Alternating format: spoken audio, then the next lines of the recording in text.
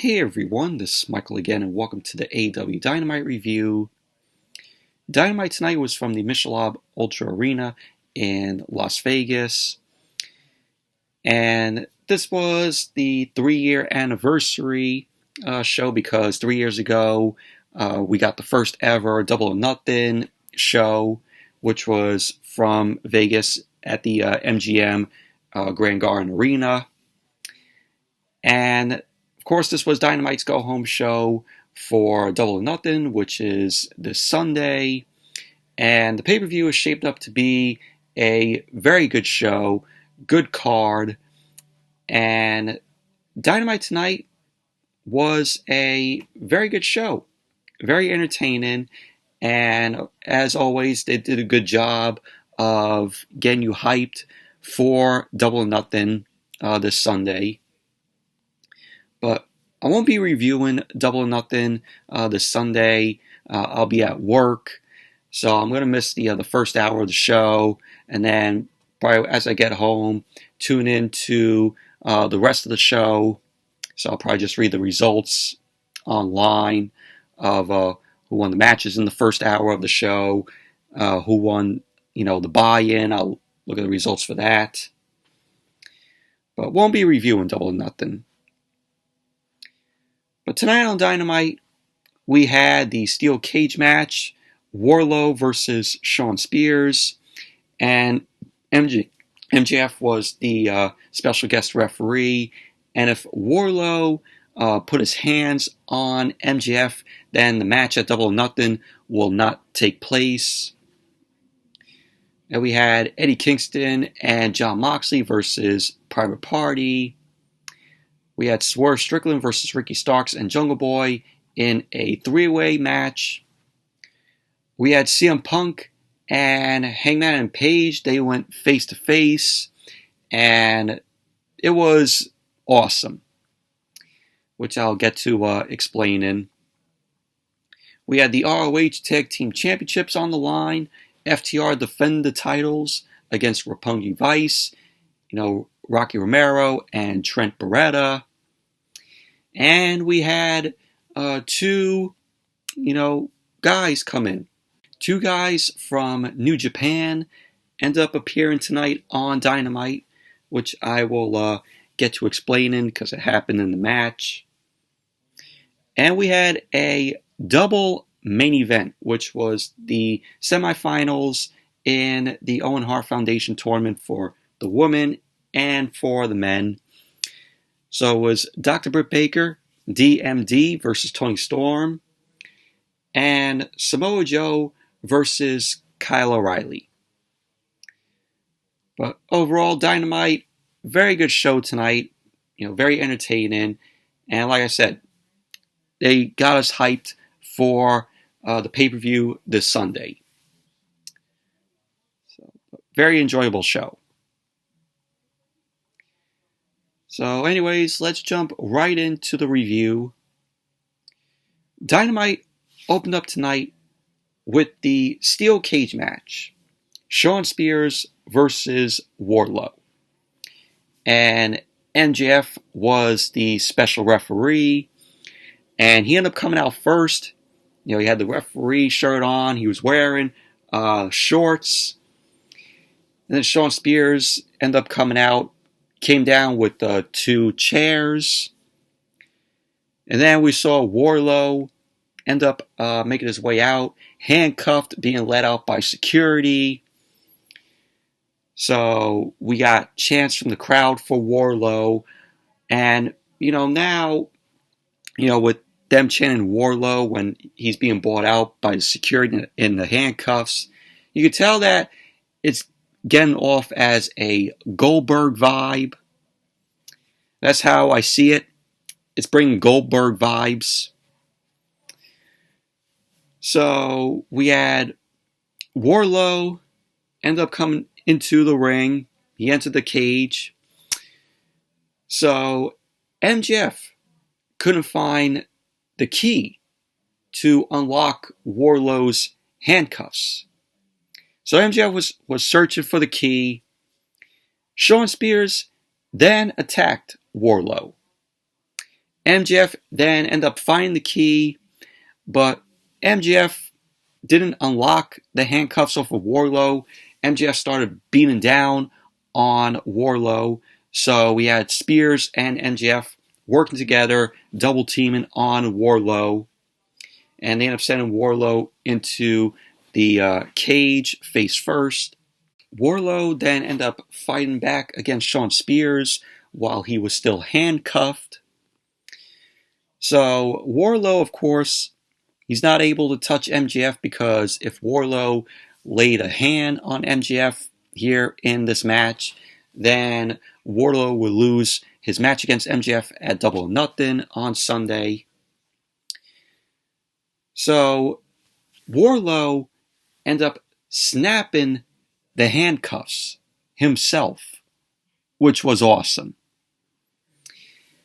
So then Warlow ended up nailing Shawn Spears with some clotheslines. He ended up sending Spears crashing into the cage. Shawn Spears ended up trying to climb the cage.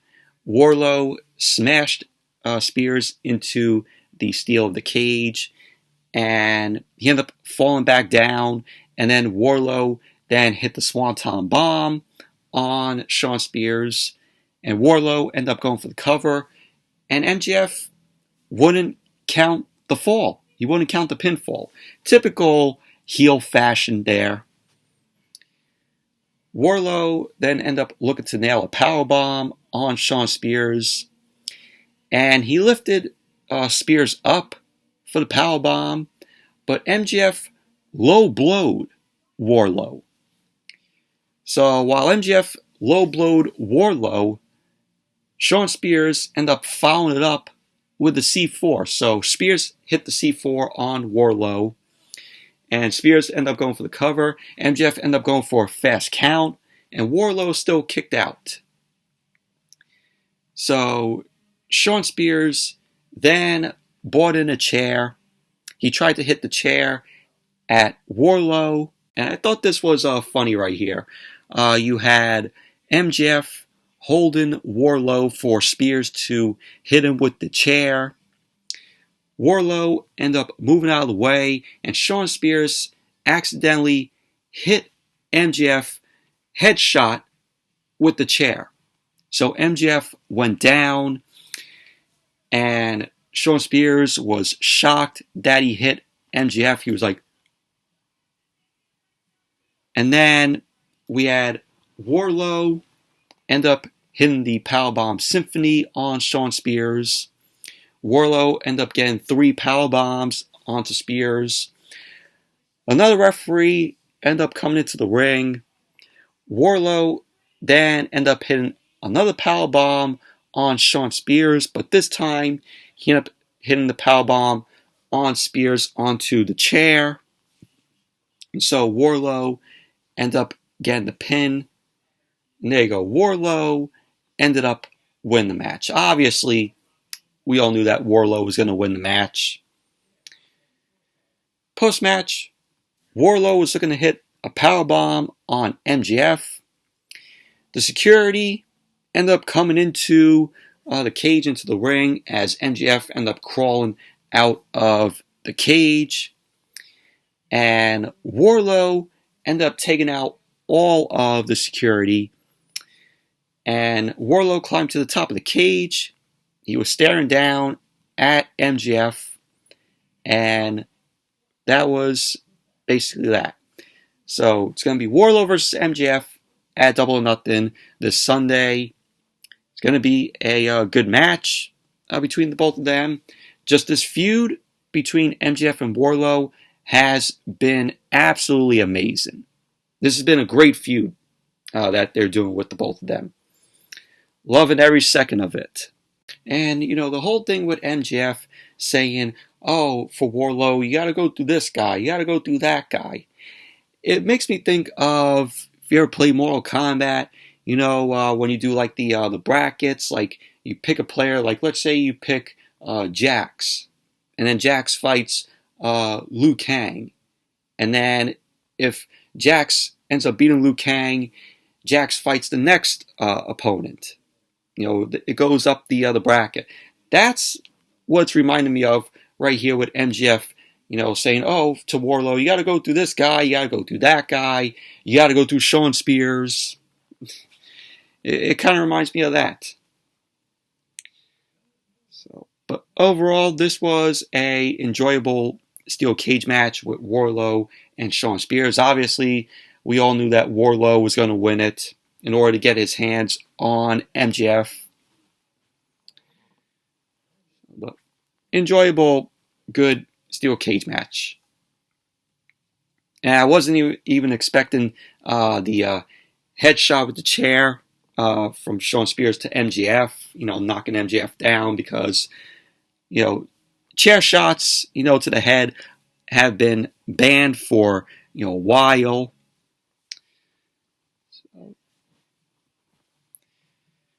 And then we went to the Jericho Appreciation Society. They were shown walking in the arena. They ended up seeing a member wearing a Jon Moxley shirt. And of course, it led to Jericho throwing a fireball in this member staff guy's face. And he's like, oh, because I'm a wizard. So Chris Jericho, once again, throwing a fireball, even though it's not Eddie Kingston, throws a fireball in a member's face. But that was that. Jericho thinks he's a wizard. And then we had the face-to-face between the AEW World Champion, Hangman Page, and also CM Punk. And I know these two guys, they are going to deliver one hell of a match this Sunday at Double or Nothing. It's going to be a great match between them. AEW World Championship on the line. Punk came out first, and then Hangman Page. Toni Schiavone was also in the ring, just interviewing these guys. So Punk got on the mic. He ended up saying that it is safe to say the biggest moment of his career happened in Vegas, and that he plans on respectfully walking out the AEW World Champion this Sunday. Page then ended up saying that he told Punk what he wasn't going to do to him, and he didn't stutter. He ended up saying that there's nothing Punk can do to him to take the title away.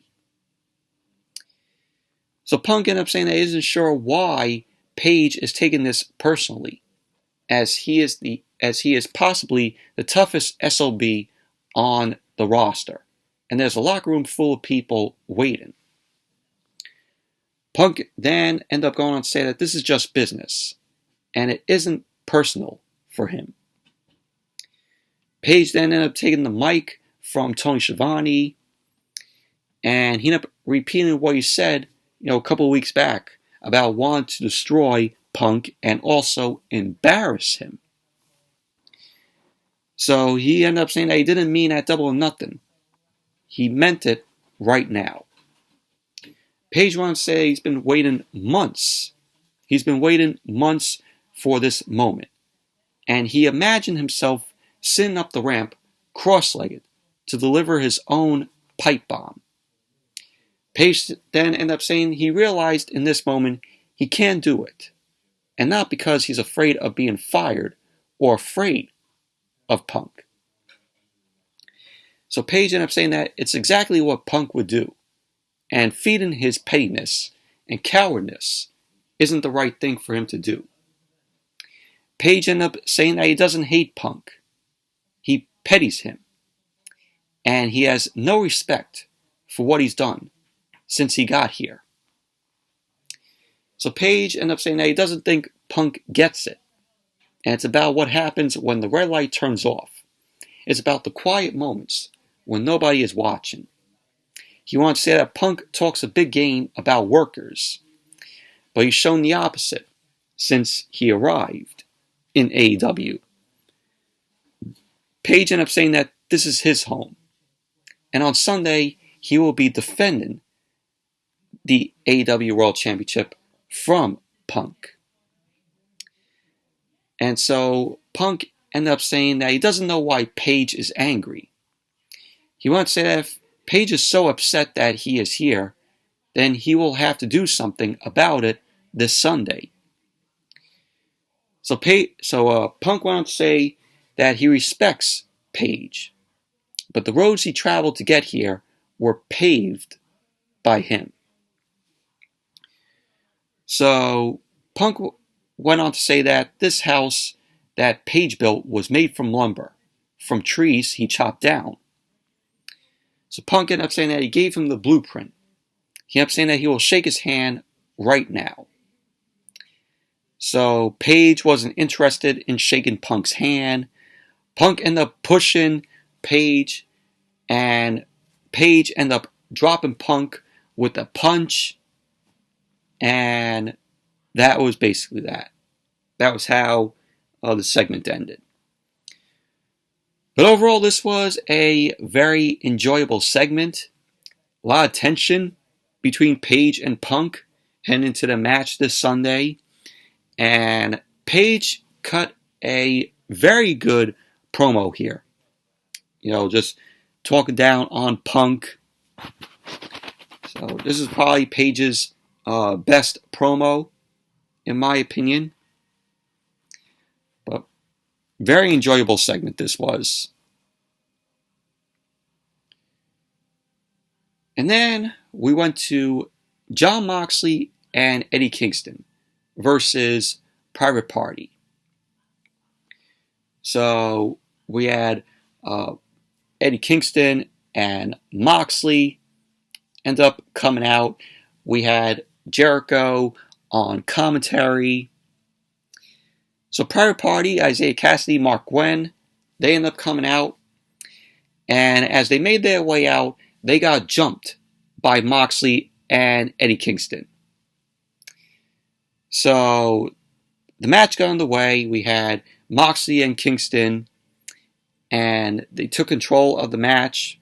They ended up doing some frequent tags. So Private Party ended up delivering a double drop kick to Moxley. Moxley fired back with a clothesline, a huge clothesline to Isaiah Cassidy. Moxley then ended up dumping Cassidy out of the ring.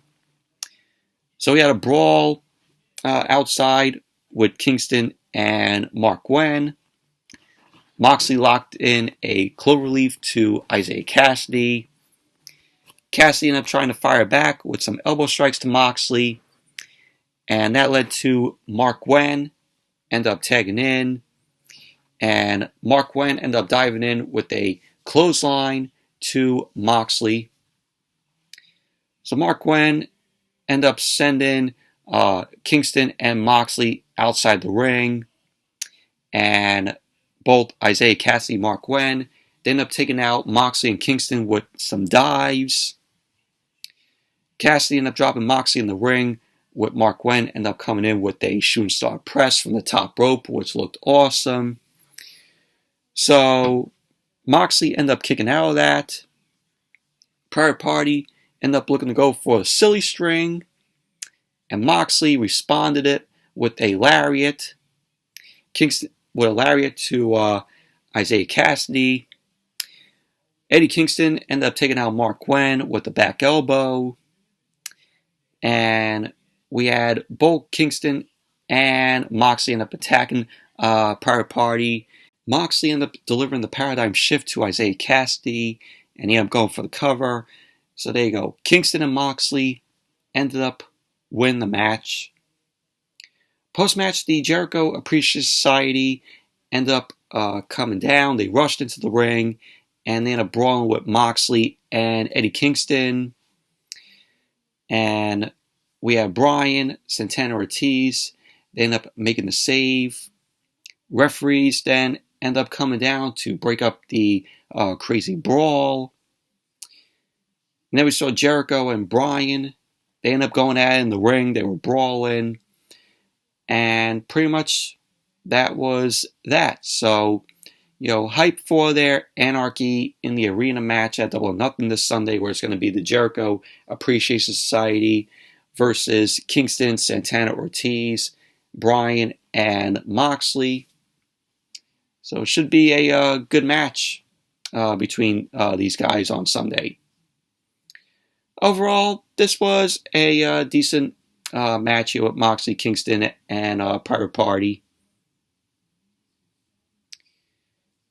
And then we had FTR versus Roppongi Vice, Rocky Romero, and Trent Beretta. This was for the ROH, the Ring of Honor World Tag Team Championship. And we had Rocky Romero and Cash Wheeler. They ended up starting off the match. So Cash Wheeler ended up taking control earlier on with some shoulder tackles. Rocky Romero ended up delivering some quick pinfall attempts. He ended up looking to go for a submission on Cash Wheeler. Wheeler ended up wriggling away from being locked in the submission by Romero. So then Dax Harwood and Trent Beretta got into the match. Dax Harwood ended up dropping Trent with a shoulder tackle. Trent got back up. He started firing back some chops to Harwood. So we had both guys end up going back and forth. Harwood ended up coming out on top, and he tagged in Wheeler. He ended up lifting him up. He ended up lifting Wheeler up, ended up dropping him down onto Trent. So Trent and Romero started working together to take control of the match. And so Wheeler had to do a rope break to avoid being pinned. Wheeler ended up firing back with a atomic drop, and Trent ended up tagging in, ended up keeping Wheeler isolated. So we had Wheeler end up kicking out because we had Roppongi Vice end up delivering a suplex, a double suplex onto Wheeler. So Wheeler had to kick out. Wheeler ended up making a tag to Harwood.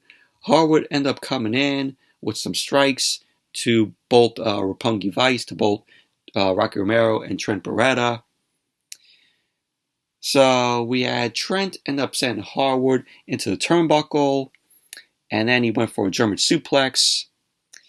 And Harwood ended up switching it up. He ended up pinning a German suplex of his own to Trent Beretta. Harwood ended up eventually hitting a third German suplex, and he ended up going for the cover, to which Rocky Romero ended up breaking the bridge pinfall attempt with a stomp. Roppongi Vice ended up hitting double knees to Harwood. Rocky Romero ended up taking down Wheeler. So at the end of the match, we had Roppongi Vice connecting with a strong zero onto Dax Harwood, and Harwood ended up kicking out. And then we saw Jeff Cobb and the Great Okan. Both of these guys are from New Japan. So both Cobb and Okan came into the ring out of nowhere. So both Cobb and Okan then pinned a tandem neckbreaker on Dax Harwood. Jeff Cobb ended up pinning the Tour of the Islands on Rocky Romero. Cobb ended up following that up with a Dr. Bomb, ended up putting Harwood through the Timekeeper's table. And Great Okan ended up setting up a table, and he ended up clawing Trent through the table. And pretty much that was basically that. So we had Cobb and the Great Okan, showing up out of nowhere from New Japan, taking these guys out. So that was that. So the match ended up going to a no contest. And then we saw the Hardys, Matt Hardy and Jeff Hardy. Matt Hardy, I'm talking about the similarities between him and Jeff and the Young Bucks. talking about their backgrounds and their dreams. But that's where the similarities end.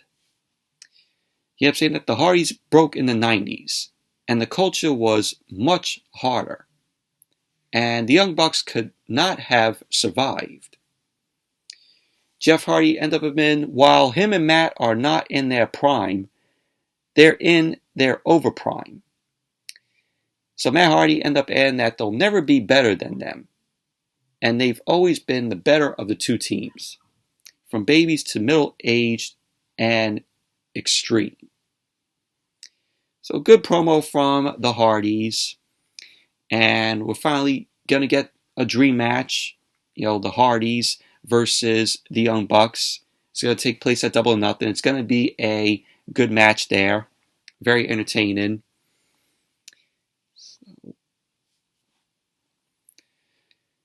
And then we had a three-way match. Swerve Strickland versus Ricky Starks versus Jungle Boy. And this was a good match here. Very good, entertaining match from these three. So we had Ricky Starks. He had to get out of the ring to start the match. Swerve Strickland and Jungle Boy then end up shaking hands. So while Swerve and Jungle Boy were shaking hands, Starks end up pushing them into each other. So Starks end up pushing both Swerve and Jungle Boy into each other, and they end up going at it. All three of them end up going at it with some pinfall attempts. Jungle Boy end up trying to run up the ropes by holding Swerve, but he end up pulling him back, lifting him up, and end up throwing him into a Hurricanrana onto Ricky Starks. So Starks end up pulling Jungle Boy out of the ring, and they're taking out Jungle Boy. Swerve ended up trying to get involved, but Swerve ended up getting sent into the barricade by Starks. Starks ended up coming into the ring, and he ended up hitting a vertical suplex onto Jungle Boy. After Starks hit the vertical suplex onto Jungle Boy, he ended up dropping the elbow onto him. And so Starks ended up knocking Swerve. Swerve ended up coming back in. He delivered an elbow to Starks, and Swerve followed it up by diving off the second rope onto Starks' back. So they started brawling on the ring apron. Starks ended up getting kicked in the face, and Jungle Boy ended up leaping from the top rope and hit a nice Hurricanrana onto Swerve. So we had Jungle Boy end up nailing Swerve with a running elbow, and Starks end up breaking up the pinfall. So we had all three guys. They climbed up to the top rope. Starks ended up getting shoved to the floor by both Jungle Boy and Swerve. Jungle Boy ended up flipping Swerve across the ring, and Swerve somehow landed on his feet. So then Starks ended up coming back in, and so we had all three guys start throwing kicks at each other. Swerve had Jungle Boy up in the air, and Starks ended up nailing Swerve with a spear. Swerve ended up getting a thumb to the eye by Starks, and Starks connected with the Roshambu. Jungle Boy ended up appearing from behind, and Jungle Boy ended up locking in the snare trap, and Swerve ended up breaking it up.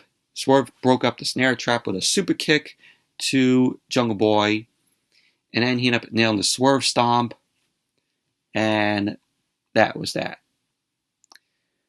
Post-match, Powerhouse Hobbs ended up coming in. He ended up taking down, Swerve ended up hitting the Swerve stomp onto Ricky Starks, and he ended up going for the cover. And there you go. Swerve ended up winning this three-way match. Post-match, Powerhouse Will Hobbs ended up coming out, and he ended up taking out Jungle Boy and Swerve. The Luchasaurus ended up coming down, and Luchasaurus trying to take down Hobbs, but couldn't.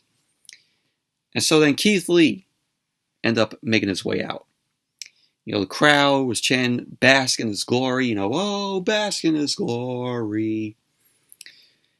And there was a point here where Keith Lee flipped over the top rope and he took out Luchasaurus and Hobbs. And that was pretty cool to see.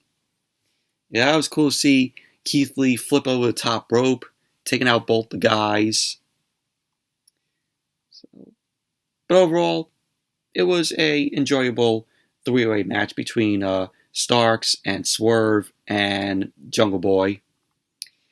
And of course, you're going to have the three-way tag team match at Double or Nothing, where the AEW World Tag Team Championship is going to be on the line, where Jungle Boy and Luchasaurus are going to defend the titles against Team Taz, Ricky Starks and Hobbs, versus Keith Lee and Swerve Strickland.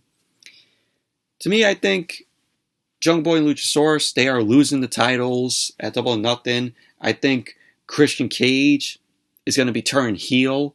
It's going to cost Jungle Boy and Luchasaurus the titles. And I think the titles are going to be going on Keith Lee and Swerve on Sunday. So that's my prediction. Christian's going to be turning heel on Jungle Boy and Luchasaurus. And we're going to crown new AEW World Tag Team Champions in Keith Lee and Swerve. So that's my prediction. And then we saw Dan Lambert, Scorpio Sky, and Ethan Page. Dan Lambert ended up saying that there's an invention called the internet. And if they search for his faction, you'll see they have all the titles. And he ended up saying so he knows the title makers. So Dan Lambert ended up saying the brand new TNT Championship will be presented to Scorpio Sky this Friday on Rampage. So we're going to get a brand new look at the TNT Championship made for Scorpio Sky this Friday on Rampage. So we'll see how that looks. And then we had Tony Schiavone. Tony Schiavone was on the stage. He ended up welcoming out Thunder Rosa. Thunder Rosa came out. She was not wearing any face paint, and she was wearing a cowgirl hat. Thunder Rosa ended up saying that she's worked for everything she has and never complained, as that is what champions do. So she was addressing Serena Deeb. Of course, we're going to be seeing their match at Double or Nothing this Sunday, where the AEW Women's World Championship is going to be on the line. Thunder Rosa defend the title against Serena Deeb. So Thunder Rosa ended up saying that Serena Deeb is not a champion. She ended up telling her that maybe she should have looked herself in the mirror and blamed herself. So Thunder Rosa ended up claiming that she doesn't look up to Serena Deeb anymore. And this Sunday, the war paint comes on. And she will teach Serena Deeb a lesson of respect. So that was what Thunder Rosa had to say, but very good promo from Thunder Rosa, her saying, this is the real her. She didn't have, the face paint on. She was just, being herself, which I thought was pretty good. So, but that should be a good match, this Sunday at Double or Nothing. The AEW Women's World Championship on the line. And then we had Red Velvet. Red Velvet was being interviewed. Of course, Red Velvet, part of Jay Cargill's Baddies, with her, Jay Cargill, and Kiera Hogan. So Red Velvet ended up saying that she should have won her tournament match in the Owen Hart Foundation tournament. So Ruby Soho ended up appearing. Red Velvet ended up giving a notebook to Ruby Soho, which said how to deal with Chris Statlander. So she gave Ruby Soho that because Red Velvet was upset over her losing to Chris Statlander. So we had Ruby Soho end up throwing a notebook, and she ended up saying that she will keep some of that stuff in mind. So pretty much that was basically that.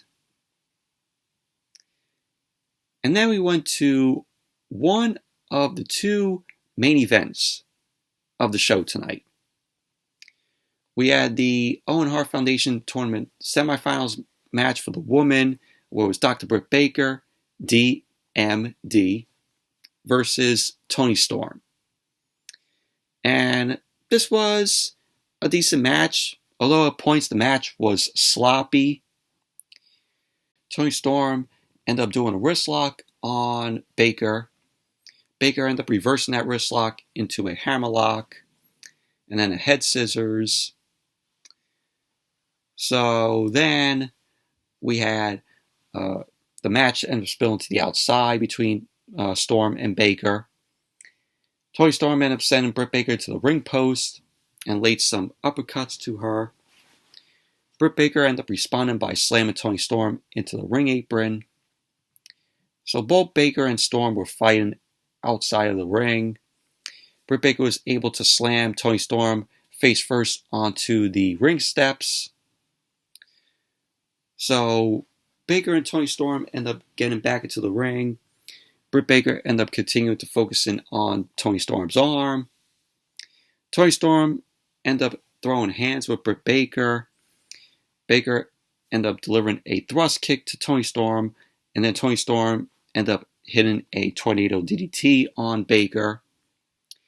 Toni Storm followed that tornado DDT up with a hip attack on Britt Baker.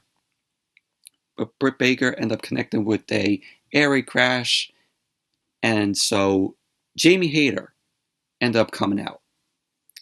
Jamie Hayter headed out to ringside. Britt Baker started talking to Jamie Hayter, and Toni Storm almost catched Britt Baker with a roll-up. Baker then ended up hitting a swinging neck breaker, and we had Britt Baker end up getting a German suplex from Toni Storm. Toni Storm ended up hitting another tornado DDT. Jamie Hayter then ended up getting on the ring apron, and Toni Storm knocked Hayter off the apron. Toni Storm was trying to hit the Storm Zero. Britt Baker ended up countering, and there you go. Britt Baker ended up winning the match. She's moving on in the Owen Hart Foundation tournament. But shocked that Toni Storm is not moving on. I mean, you could tell that the referee botched that point in the match there in the end.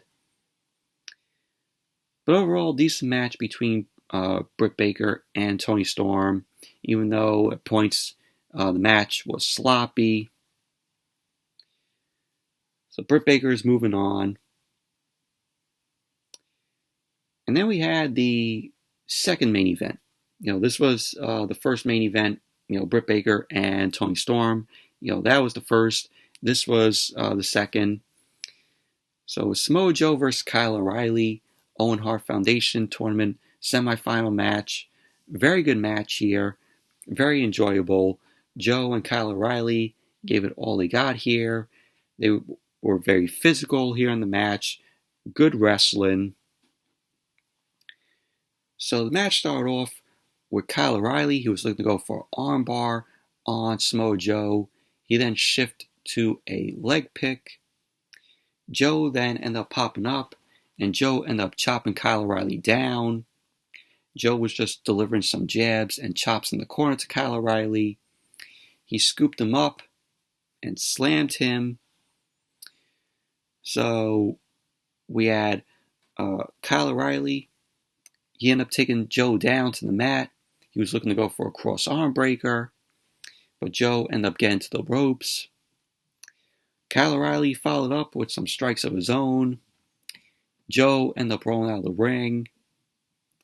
Joe sat down on a chair, And Kyle O'Reilly was continuing just punching Joe. He ended up giving Joe, very too much time, and he ended up responding with a punch to Joe. So Kyle O'Reilly ended up regaining control of the match later on. He was grinding down on Samoa Joe's jaw. Kyle O'Reilly ended up focusing on the arm of Joe before O'Reilly ended up throwing some more punches and strikes to Joe. Joe ended up catching Kyle O'Reilly's leg, ended up slapping his way out of that, and Joe ended up charging in. Joe ended up hitting an atomic drop to Kyle O'Reilly and then a big boot. And then he did a senton combo, and Kyle O'Reilly was able to kick out. We had Joe end up looking to go for the muscle buster, and Kyle O'Reilly ended up getting out of that and locked in the armbar. And Joe ended up reaching to the ropes. So at the end of the match, we had Joe end up looking to go for the STO. Kyle O'Reilly ended up reversing that. And he ended up going for a roll-up. And Joe ended up reversing that into the coquina clutch. And Kyle O'Reilly passed out. He didn't tap out. So with that, Samoa Joe ended up winning the match. Joe is moving on to the final. And so he will be facing Adam Cole, baby. Post-match, Adam Cole ended up coming out. And him and Samoa Joe had a stare down. And that was how Dynamite went off the air tonight. Overall, very good match between Joe and Kyle O'Reilly here. Very physical. Both guys did well. The wrestling was good. And Joe gets to meet Adam Cole in the final now in the Owen Hart Foundation tournament. And that is going to be a very good match there. So, Dynamite tonight, very good show. Very enjoyable show. And they got us hyped going into the pay-per-view on Sunday. See, this is how you do a go-home show. WWE should take notes on how to do a go-home show again and make Raw and SmackDown good, for a go-home show. So that'll get us hyped to watch the show. But obviously, they forgot how to do it. WWE forgot how to do that. AEW knows how to put on a great go-home show. And that gets you hyped to check out the show. But anyways, that's it for the Dynamite review. Thank you all for watching. Hope you all enjoyed this review. Definitely give the video a thumbs up, comment, subscribe, and I will see you all on Friday for the SmackDown and AEW Rampage review. So, see you all Friday.